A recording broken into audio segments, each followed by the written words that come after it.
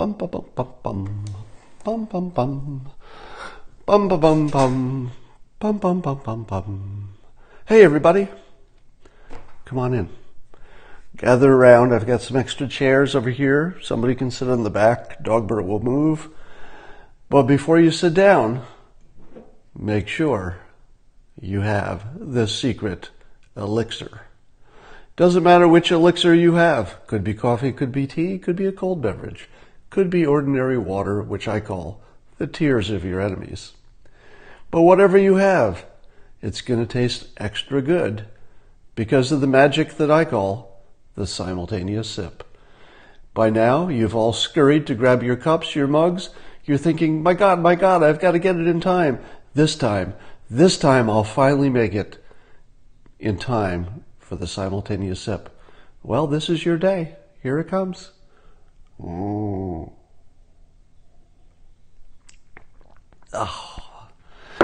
that is some good simultaneous sipping. All right. First topic of the day. We're seeing quite a lot of press on the question of how we're treating each other, about civil discourse, and how our politics has made mostly people on the left so agitated that they're suggesting physical acts. Now, a physical act could be, protest in the streets, could be snatching the Make America Great Again hat off of somebody in a burger joint. It could be crowding around somebody and shouting them down in a public restaurant, etc. And certainly there are people who are directly calling for violence or speaking in violent terms. Now, the conversation about this is completely on the wrong topic. The topic is not and should not be civil discourse. What is polite? What is appropriate? If you're talking about that, you're missing the entire story. And you're probably thinking to yourself, what are you talking about? That's pretty important, civil discourse. I'm in favor of civil discourse, unless the Nazis are really taking over. In a situation in which the actual Nazis are actually taking over the country, I'm not signing up for any civil discourse. So the problem that we're having right now is not that people are being impolite. If you think that's the problem, you're missing the big problem. The big problem is that people think they're living in a country where actual Nazis are taking over. They believe it to be true. Now, if it were true, then everything that they suggest, which is aggressive and even downright violent, would be completely called for. So if you're saying that isn't called for, you're on the wrong conversation. If you say these people should act more polite, you're in the wrong conversation. That conversation doesn't happen, or shouldn't happen, or is completely irrelevant, because the problem is their actual belief. It's not their behavior, because the behavior just follows the belief, right? The behavior is the outcome of the problem.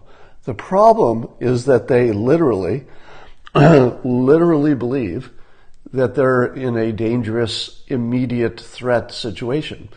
And when I say immediate, I mean their bodies are actually, this is the anti-Trumpers primarily, they're in a continuous, apparently, fight or flight situation. Like they feel that at any moment, things are going to turn violent and a dictatorship will break out and all of that. So when the press is covering this, it's, of course they have to cover if somebody does something violent or threatens. There was a story, Alan Dershowitz apparently heard that some host of a party on, I think it was Martha's Vineyard, said that if Alan Dershowitz came to her party, she would, quote, stab him through the heart. Now, I don't believe that she meant that literally. I don't believe she would actually pick up a knife and stab him through the heart. So we can't get too carried away with hyperbole. But it is true that that type of thinking starts putting people into a, hey, I guess it's okay to talk like this because I hear everybody doing it. So as soon as you hear everybody doing it, you can worsen the situation until something bad happens. So the talking about it does make a difference. The actions do make a difference. But the big story is that they're acting on a belief that is pretty wacko. So the big challenge is how do you get people out of that belief? And the only way is through actions which violate it. So in other words, you have to have enough counter examples to whatever it is that they're hallucinating that they can't hold the hallucination anymore. Or that talking about their hallucination in public would make them feel stupid because other people, know that it's been debunked already. So getting there is a problem. And part of the problem is that the model of the news industry is that, violence and conflict are better news than people getting along. So we all have this, this heightened sense of how bad things are because we see the examples of the bad stuff over and over again. So there's this tiny little bit of bad behavior going on in the country, really very tiny bit, which is all we see. So we're completely focused on the tiny bit of bad news. So what could you do about that? Well, let me throw out some ideas. One, you could create let's say a meme, which was nothing but Trump supporters doing things that clearly are not racist and not dangerous. And nothing else. I mean, you'd have to make it entertaining enough that people want to watch it. You want it short, but entertaining. And just put that out. I'm going to block the troll. And just put that out to give people counter examples. Now, I saw on Twitter, and I just retweeted it, so let me read the actual tweet from someone who's a Macarthur genius. So this tweet is from a woman who's literally a Macarthur genius, recognized as an actual genius, which is important. Somebody named Stephanie Mickus. She's got a blue check. And she said, I effing hate this president, and I don't feel even remotely safe around him or his supporters. Most women I know feel this way too. And it's real, and it's affecting us. So the part that is real, I'll take her at her word, is how they feel. So the part that's real is certainly how they feel, because I doubt she would just make this up, right? Doesn't mean that everybody feels this way, but people she knows actually feel that they're not safe. That they're not safe around Trump supporters. Now, in your world, can you imagine any safer place for a woman to be than at a Trump rally? Have you ever heard of a woman getting hurt at a Trump rally? Unless, I suppose, if the woman was causing trouble herself, there might be something.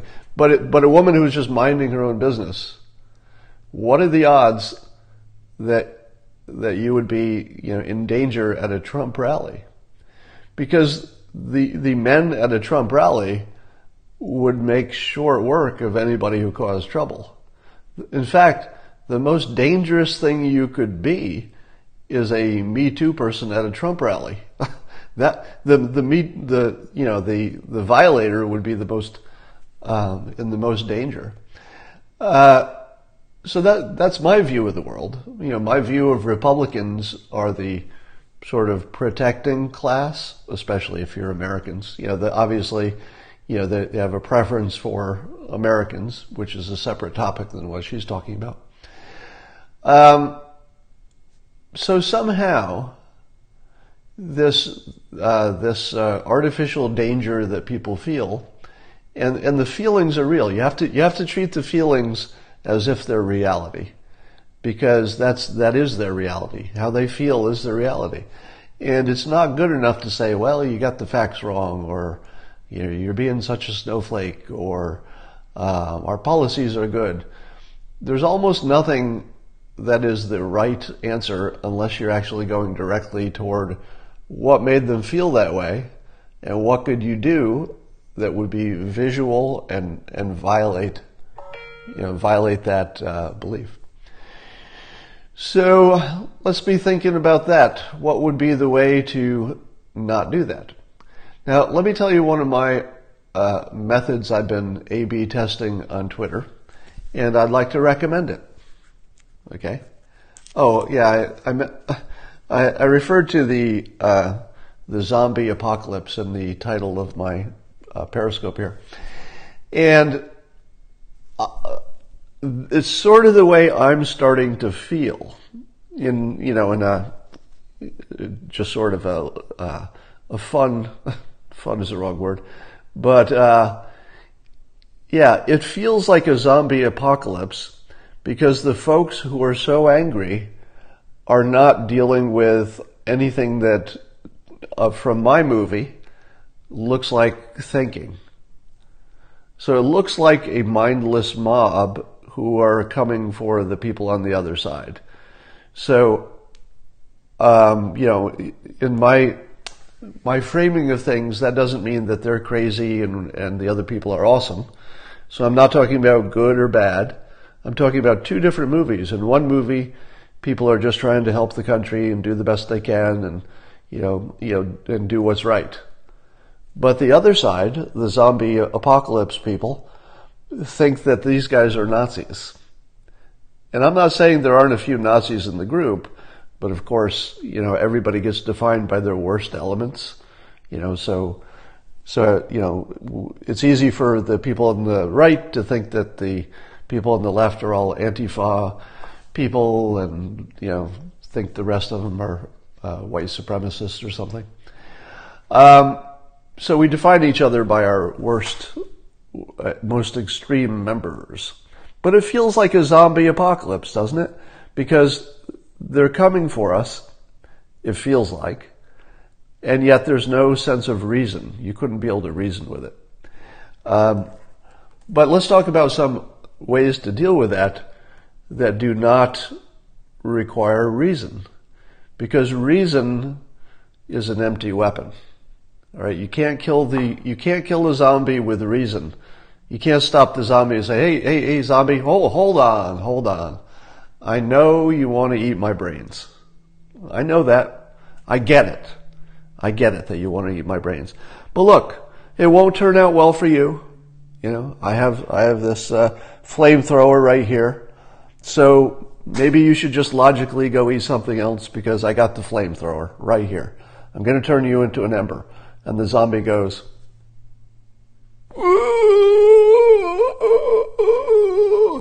and then you have to kill it with the flamethrower. So what's better than that, right? So the flamethrower is sort of last resort. We don't want to get to flamethrower.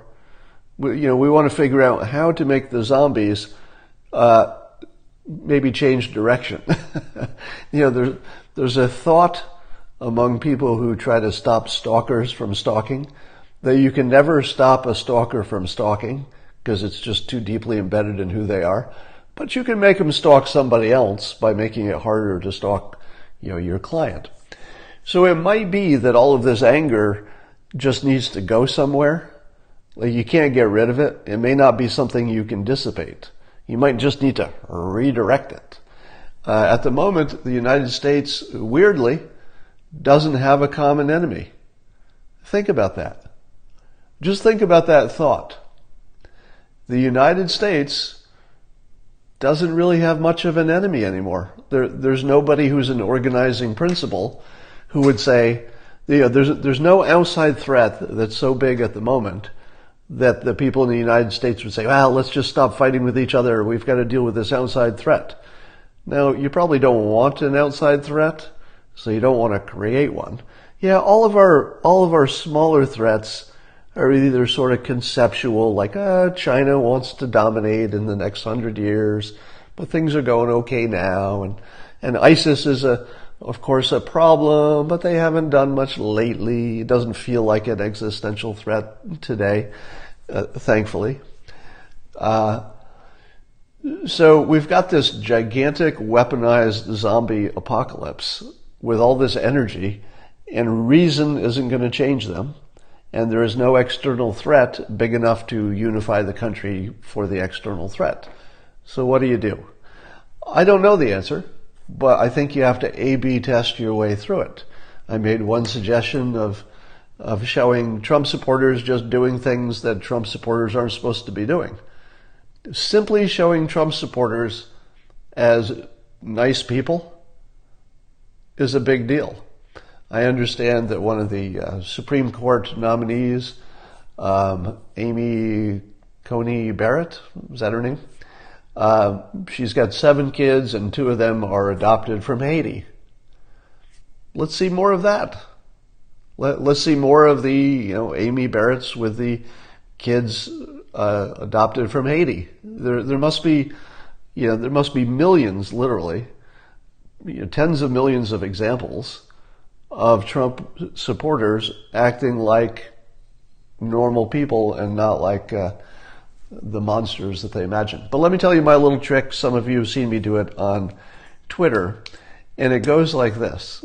I had the sudden realization after being called a Nazi, 900,000 times. Half of the people on here have been called a Nazi in the past year or two.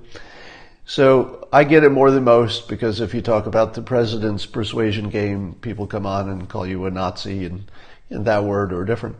And here's the thing about calling somebody a Nazi, and it took me a while to realize this. Whoever says Nazi first wins. That's it. That's the realization. Whoever says Nazi first wins on social media. And here's why. Because the other person is defending why they're not a Nazi. The game is over before it starts. If you're defending why you're not such a big Nazi, there's no path to victory. The best you can do is be a Nazi who did a bad job of explaining that you're not a Nazi. The moment you're labeled, the game is already over. So what I've been doing on Twitter is that whenever anybody comes after me personally, and here's the trick. If they come after my ideas, I deal with them fairly about the ideas. I might have some sarcasm or something, but basically I'm dealing with the idea, not the person. If they come after me or any group that they think I'm associated with, as people, if they come after me as people, like as a person, something's wrong with my brain, something's wrong with my character, anything like that, I say immediately, I block all Nazis. Goodbye. And then I block them. So I go Nazi immediately as soon as it's personal. Because when it's personal, you have an argument. That going after somebody's politics or their opinion, fair game. You can go after my opinions all day long. I might even enjoy it. I might even change my mind.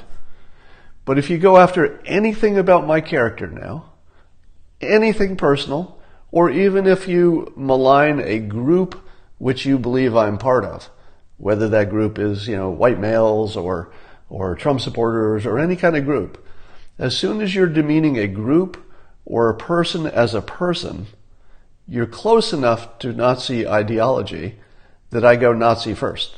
Immediate Nazi. So if they say it first, then I just block them.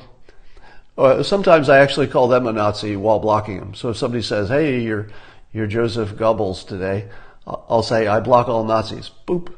Goodbye. And what would you feel like if you're on the other end of being blocked as a Nazi? Just think about it.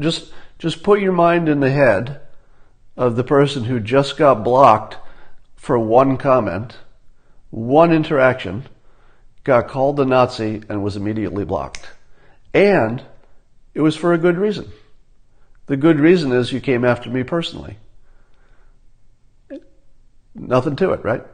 Now here's why I think this was worth A/B testing. Number one, it will apply to just about every single person on social media on the left. Because almost everybody on social media on the left who's active, not the casual lurkers, but the people who are active, they're interacting, they're saying stuff. They're all going to cross that line eventually. And by the way, the people on the right cross that line all the time. All right? So I'm not saying that the left are the people who are making personal insults or generalizations and the right is not. It's bad everywhere, right? I'm not even sure I wouldn't even go so far as to say it's worse on the left than it is the right. I have no reason to be able to measure that one way or another. It's just terrible on both sides. But as long as the right has the power, and this is key, and they get personal, they are monsters. Make sure you hear this correctly. If you don't have power and you're attacking people, their personalities, etc., you're annoying, but you're not a monster. You're just like, oh God, another person calling me names.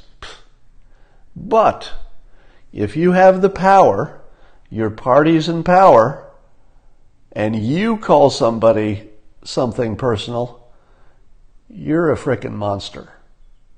Don't lose that distinction. Before Trump got elected, most of the people on here are Trump supporters, I'm guessing. You were the underdogs. The underdogs can get away with a lot of stuff. Right. You can punch up all day long.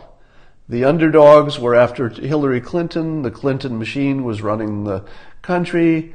So you could be as bad as you wanted. And I don't recommend being bad, but you could be bad, and the other side would just say, it's those people being bad again. Yeah. But the moment you're in power, you can't do that shit. You can't do that. So if you would like the situation in the country to change, there's an easy mechanism to do that. It's easy to do individually. It's hard to get everybody to do it. But individually, you could just stop going after people personally and stop maligning groups, as in they're all snowflakes, that's how liberals think, or, well, you're all socialists, you're all Antifa, whatever that. Just stop doing that stuff. Just go after the point. Go after the rules. But understand that the underdogs are still going to be coming after you personally. However, you can block them the first time it happens. You never give them two chances. Just say, I block all Nazis. Goodbye. And keep it simple. Just say, I block all Nazis, goodbye, and then you block them. Eventually, you would block most of the bad people on the left, and you would just stop seeing it. So I've been blocking aggressively for the last few weeks, and what happened was the amount of hatred that I was exposed to went from this big to, something more like this. It's still pretty big, but, it's probably down by 75%. And it's not because people are less angry or less inclined to do it. I just blocked them. So instead of seeing 5 insults where I try to insult them back and be clever and engage them or make my point or anything like that, I can reduce it by 80% just by blocking it on the first one and not hearing the next 4 insults. So if you want to get to a better place, just remember that the Republicans are in power, and just get off of the personal insult game. Now, you're saying to yourself, but what about our president who's personally insulting people 5 times a day? That's his job. and he's not insulting random people. He's insulting his political opponents. They're in that contest. For them, it's fine. For them, it's exactly how they should be playing this game. For us, we're the spectators. If you're watching a football game and the people in the game are hitting each other hard, that doesn't give you the right to hit the person in the stands next to you really hard because you saw a good role model down in the field. You're the spectators. So let Trump be as aggressive as he likes. That's why you hired him. You hire your lawyer to do lawyering for you.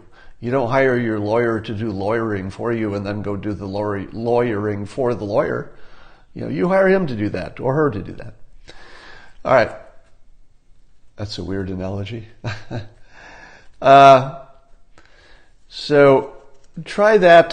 So I recommend in the spirit of A/B testing, try my technique of the very first moment you see a personal assault or a group condemnation that you call them a Nazi and block it. Don't give any more reason. Just say you block all Nazis. Goodbye. And first of all, note how you feel when you do it. The first time I started doing this, my initial reaction was, I really want to engage with this person more. I really want to use my great arguments and my persuasion and my superior knowledge of the facts to make an idiot out of them online because I'll show them. But that never was satisfying. No matter how many times I tried to do that and even felt that I succeeded, I would think, man, I showed them. Look at this. It's a public record. The entire world can see that I have now bested this evil troll, and that record will be there forever to their shame. But then you watch the troll and they'll be like, well, I guess you're backpedaling now. And you'll be like, what? What backpedaling? And then they'll mischaracterize you and call you a Nazi again, and you can never win. So there's no winning by engaging.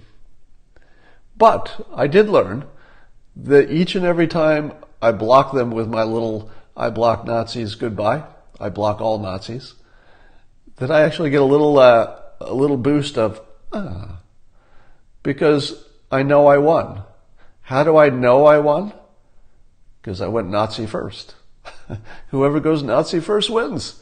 And then I also closed down the conversation, and I also turned a mirror on the person so that they can see in the mirror, not all of them are going to recognize it, but they're going to say, okay, what was it that I just did that was so bad that got me blocked on the first try? I got personal. So I always feel like that's a complete victory, and you'll feel good if you do it.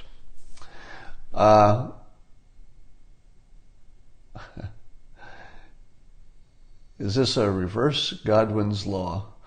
Well, not exactly, but I see what you're saying. Now let's talk about Little Rocketman.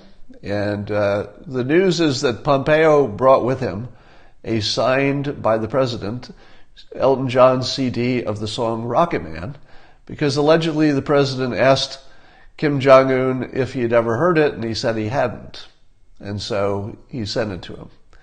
Now, I don't know, but this might be one of the most clever things anybody ever did in the history of diplomacy. Because remember I said that when President Trump called him Rocketman, that probably took them out of the headspace of ego and I'm going to crush you and it's all war, into a headspace of, okay, this is kind of funny. You insulted me, I insulted you. Let's have a good laugh. Let's have a beer. And you're starting to see that come through in this.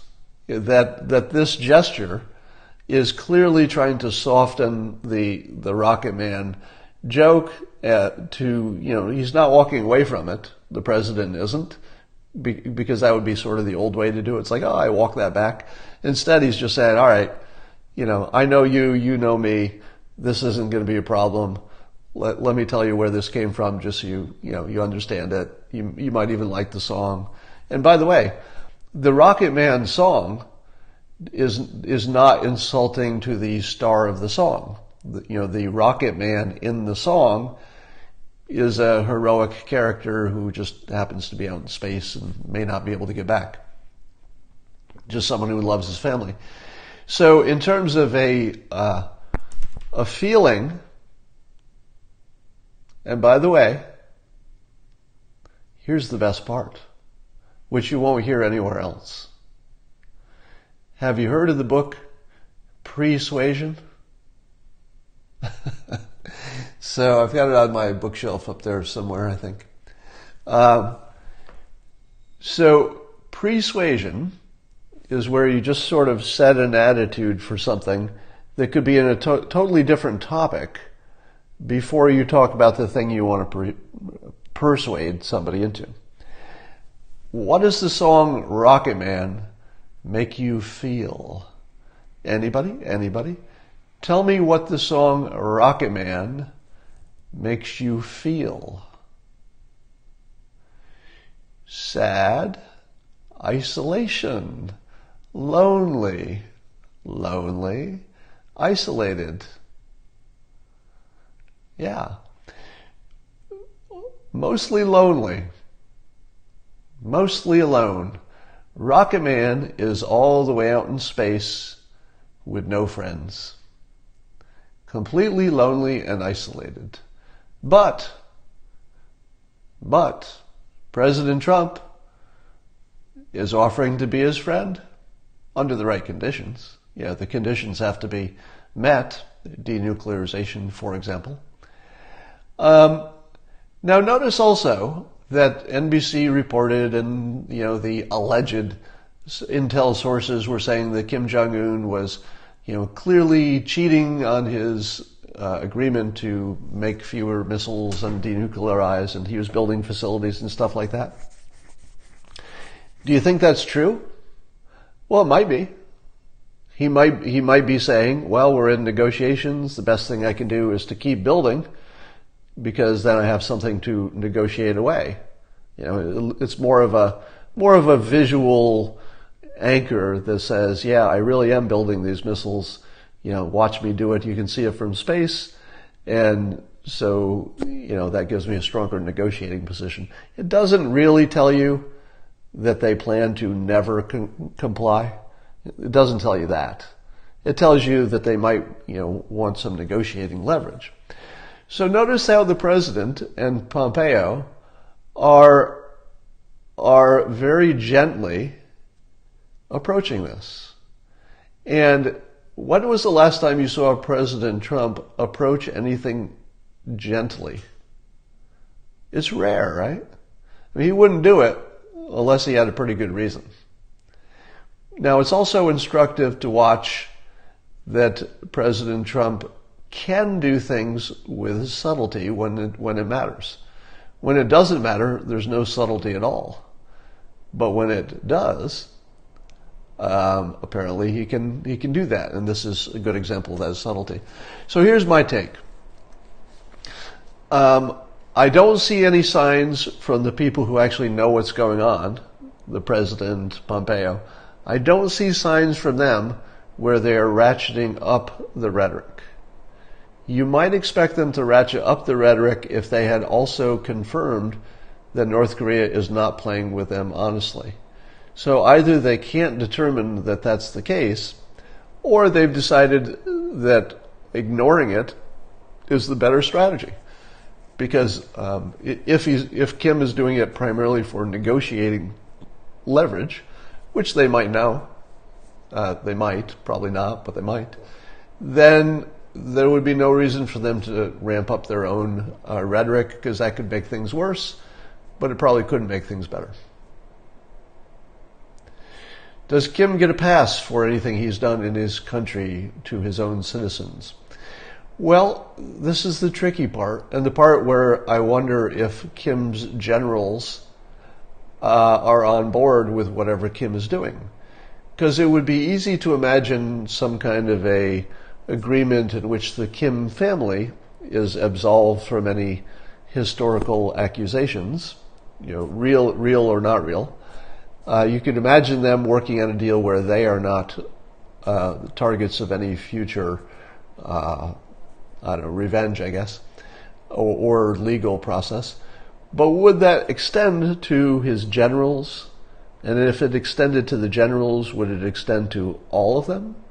And would it extend to the majors? Like how far would that go? Because there's probably a lot of behavior that needs to be addressed in general. So it's possible that the generals or the military are seeing that they would be thrown under the bus even if Kim came out okay. So there may be a part of this negotiation which is really tricky, which is how do you get the people who have the power but are legitimately feel like giving it up would be the end of their lives? How do you get them to believe that they have a better path? So that might be part of the diplomatic dance right now. We'll see.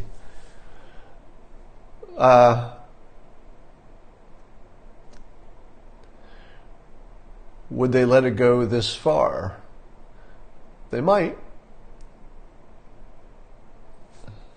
All right, I think that's all I got for today. And remember to mind your manners on Twitter. You're the party in power. Time to start acting like it. Maybe you stay that way. I'll talk to you later.